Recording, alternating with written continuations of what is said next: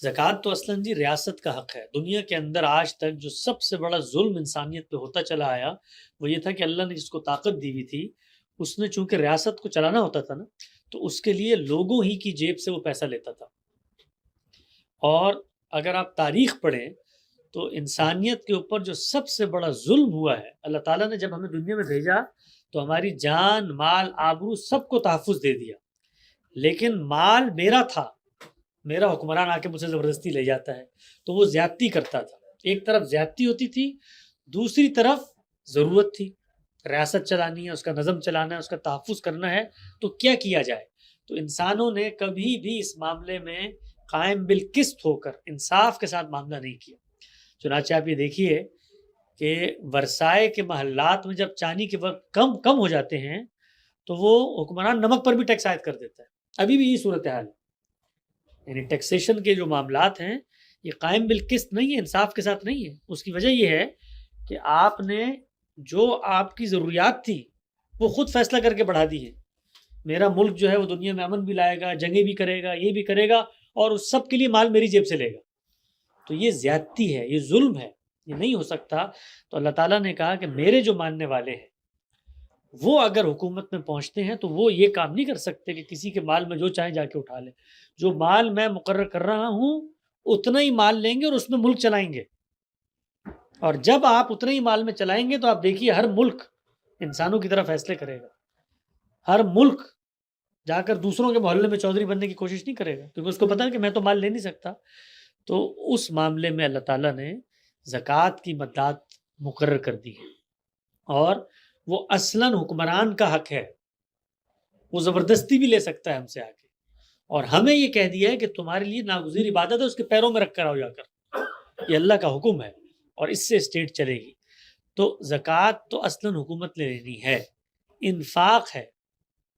صدقہ ہے، خیرات ہے، جو آپ نے اس کے علاوہ الگ سے کرنی تو لازم حق ہے، وہ تو لے لیا اس میں سب سے پہلا حق آپ کے والدین کا ہے، آپ کے غریب رشتہ داروں کا ہے، آپ کے اعزا اقربا کا ہے، آپ کے محلے داروں کا ہے، اور پھر جا کر آخر میں جا کر کہیں پر نصرت دین کے کام بھی زیر بحث آتے ہیں۔ مجھے یاد آتا ہے کہ ایک صاحب نے ہم سے رابطہ کیا، ملیشیا میں تھے ہم، بہت بڑے عہدے پر تھے اور ریٹائر ہو رہے تھے اور بڑے آسودہ حال آدمی تھے، تو انہوں نے کہا کہ میں آپ کے ادارے کے لیے کوئی بڑی کنٹریبیوشن کرنا چاہتا ہوں اور میں چاہتا ہوں کہ آپ کے لوگوں سے ملوں میں۔ تو وہ ملیشیا آئے تو میں نے ان کی گاندھی صاحب سے ملاقات کروائی، اور پاکستانی تھے، بڑے خوش اخلاق آدمی، بڑے دیندار مذہبی آدمی، اور مجھے بھی بڑی خوشی تھی کہ بھائی اچھا ہے، ہماری اس دینی تحریک کو اور دعوت کو ایک فروغ ملے گا، اس میں وسائل کی کمی پوری ہوگی اور یہ سب کچھ ہے۔ تو بڑے ہم دینی جذبے میں ہم نے گاندھی صاحب کے سامنے ان کو پیش فرمایا کہ جی یہ اپنا سب کچھ جو ہے وہ دینے کے لیے، انہوں نے بھی تقریر کی کہ جی میں آپ سے اتنا متاثر ہوں اور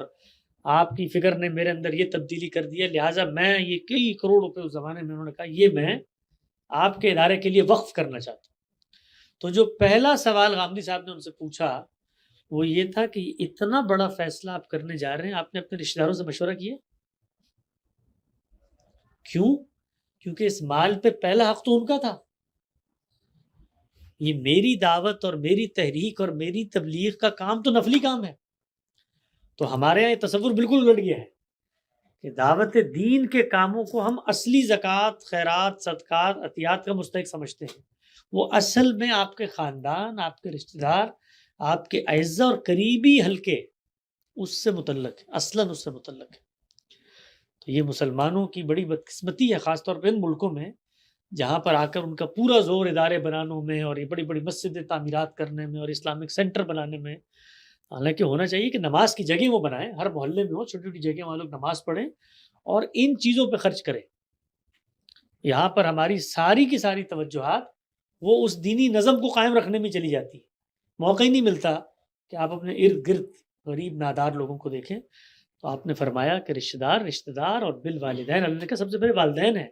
مستحق، ان کو بھی زکوٰۃ دی جا سکتی ہے، ان کو بھی صدقہ خیرات کیا جا سکتا ہے۔